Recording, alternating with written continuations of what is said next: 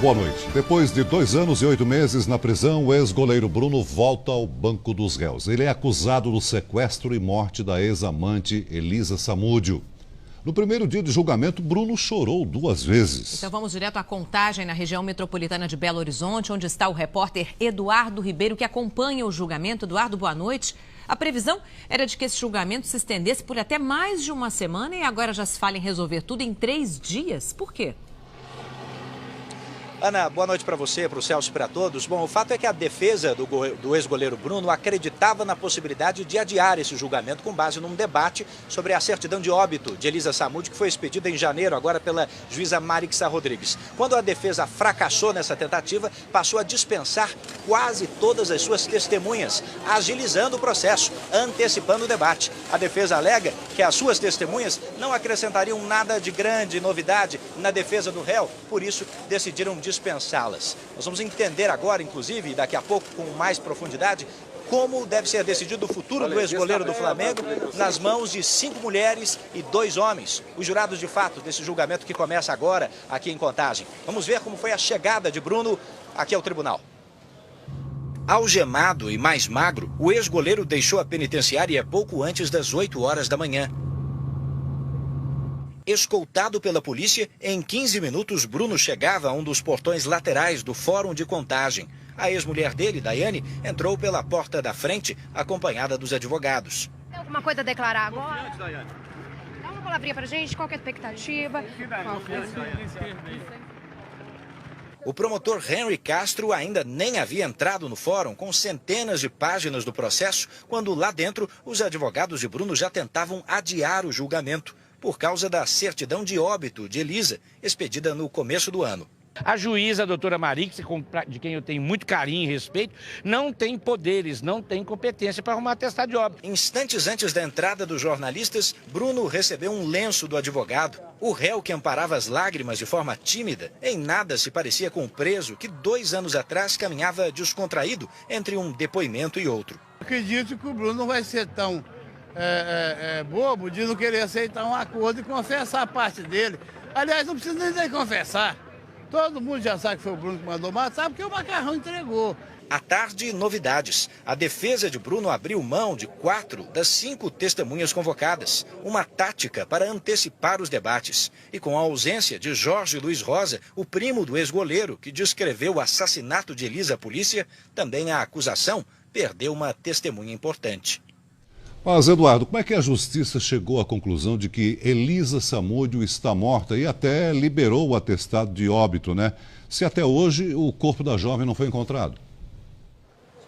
Esse é um ponto fundamental para entender essa história, Celso. Primeiro porque a primeira tese da defesa, lá em novembro do ano passado, no primeiro julgamento, era de que sem corpo não há crime. Na verdade, sem corpo pode haver mais um crime, que é a ocultação de cadáver. A partir do momento que Macarrão, o ex-fiel escudeiro de Bruno, em novembro do ano passado foi condenado e já não cabe mais recurso à condenação, ele admitiu que sabia do assassinato e contou detalhes de como Elisa Samúdio morreu, os jurados decidiram aqui no Tribunal do Júri que de fato ela morreu. Ou seja, o primeiro quesito perguntado a eles foi: Elisa Samúdio morreu em função dos ferimentos que recebeu? E eles disseram sim.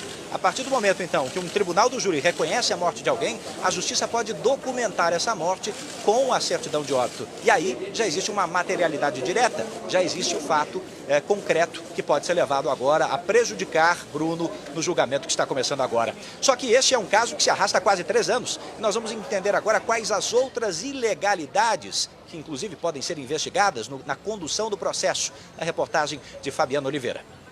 Desde o início, uma defesa difícil. Era gerenciar uma grande crise. Um ídolo nacional sendo acusado de homicídio e tendo uma crise se instalando. Cláudio Daledoni iniciou a defesa do ex-goleiro Bruno em novembro de 2010. Disse que foi obrigado a deixar o caso depois de presenciar ilegalidades. O que eu assisti ali com alguns personagens efetivamente gerenciando a defesa, que falavam em nome do Bruno, e essas pessoas estavam emaranhadas em uma situação muito complicada, que teria ali, sim, até uma possível repreensão penal. Razão pela qual eu achei por bem renunciar. A polícia investiga se houve tentativa de pagamento de propina para a liberação do jogador. Escutas telefônicas também indicam uma oferta milionária para conseguir um habeas corpus para o ex-goleiro. O nome de Bruno também aparece em outras denúncias. O inquérito sigiloso mostra que o ex-goleiro movimentava muito mais dinheiro do que o que ganhava como jogador. E mais, que Marcos Aparecido dos Santos, o Bola, tentou matar Elisa Samúdio um mês antes do desaparecimento e morte da ex-modelo. O jogador ainda é suspeito de superfaturar a compra de um carro no valor de R$400 mil. Que esse caso não acaba com o trânsito em julgado da absolvição ou da condenação do Bruno. Muita água ainda vai passar por debaixo dessa ponte, muita coisa ainda vai surgir. Eduardo, como você disse agora há pouco, o amigo de Bruno Macarrão, no ano passado, no outro julgamento, confessou que houve uma morte. Então, hoje à tarde rolou um boato a tarde inteira de que o próprio Bruno poderia admitir a participação na morte da ex-amante para atenuar uma possível condenação. Era um boato falso ou isso pode acontecer? A gente vai ter que esperar para descobrir, mas fato é que é uma tendência aventada lá dentro por muitos advogados. E no julgamento de novembro do ano passado, a Record acompanhou, alguns boatos acabaram se confirmando. Então, assim como o Macarrão conseguiu uma delação premiada, uma redução da pena, não foi uma redução pequena, 8 anos da pena de Macarrão foram reduzidos em função do fato de ele ter admitido culpa. Bruno poderia seguir o mesmo caminho, até em função dos novos fatos que vão sendo apresentados. Por isso, aqui a cobertura da Record tenta discutir esse assunto agora com o comentarista de segurança da Rede Record, o Percival de Souza. Percival, um réu preso há 2 anos e 8 meses, que nunca mudou o seu discurso, sempre se disse inocente, diante dos jurados, admite uma confissão parcial, admite uma culpa. Que peso isso pode ter? É um peso muito forte, até porque, pelo encaminhamento do julgamento, o Bruno está cada vez mais encurralado juridicamente. Quer dizer, está demonstrado que ele tinha um domínio absoluto dos fatos, que, aliás, é uma tese jurídica consagrada recentemente pelo Supremo Tribunal Federal, e a defesa tem se baseado ou tentado questionar com base em detalhes considerados periféricos, como esse, por exemplo, da certidão de óbito. Quem decidiu que deveria ser reconhecida a morte de Elisa Samúdio, Eduardo, foi o Tribunal de Justiça de Minas Gerais. A Justiça daqui, de Contagem, apenas cumpriu uma determinação do Tribunal de Justiça. Não há o que se discutir. E mais, o Código de Processo Penal, no seu artigo 167, prevê claramente a possibilidade de se culpar alguém com investigações, com perícias, com testemunhas, independentemente da ausência de corpo. Ou seja, por isso o acordo é tentador e a defesa está querendo realmente comunicar-se com o promotor para que haja esse acordo. Eu conversei hoje com um dos assistentes da acusação que disse que o acordo, ou melhor, que a oferta a Bruno já teria sido feita. Resta saber se ele vai aceitar ou não. Nós vamos entender agora alguns outros bastidores desse primeiro dia de julgamento e desse processo inteiro na reportagem de Juliana Alvarenga.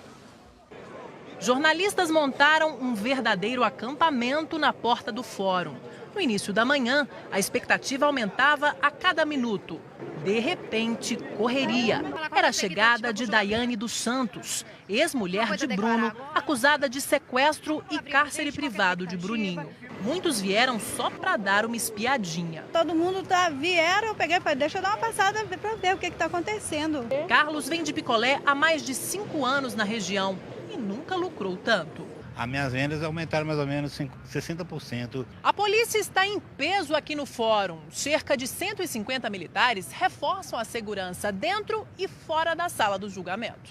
O motoqueiro que acelerou no meio da multidão acabou parado pela polícia. Conseguimos abordá-lo aqui próximo ao fórum em razão dos semáforos. Manifestantes trouxeram cartazes para pedir o fim da violência contra as mulheres. Andréia era agredida pelo ex-marido e veio acompanhar o julgamento dos acusados da morte de Elisa Samúdio. E a gente continuar nesse jeito, não tem como, vai morrer uma atrás da outra. A mãe de Elisa disse que precisou fazer terapia para aguentar viver sem saber como a filha morreu, nem onde foi enterrada. Não existe tempo no mundo que vai fazer esse sofrimento, essa dor passar. Bem, a ex-mulher de Bruno, Daiane Rodrigues, que está sendo julgada aqui em Contagem por sequestro e cárcere privado do menino Bruninho, o filho do ex-jogador, saiu agora há pouco pela porta da frente e volta amanhã às 9 horas da manhã, primeiro dia já encerrado. O ex-goleiro Bruno também saiu aqui do fórum e foi direto para o presídio Nelson Hungria, de onde será trazido amanhã para a retomada do julgamento. Ainda nesta edição, outras informações sobre o julgamento do ex-goleiro Bruno. Até já, Eduardo. E no portal R7, saiba quem é quem no julgamento do ex-goleiro Bruno. Acesse r7.com.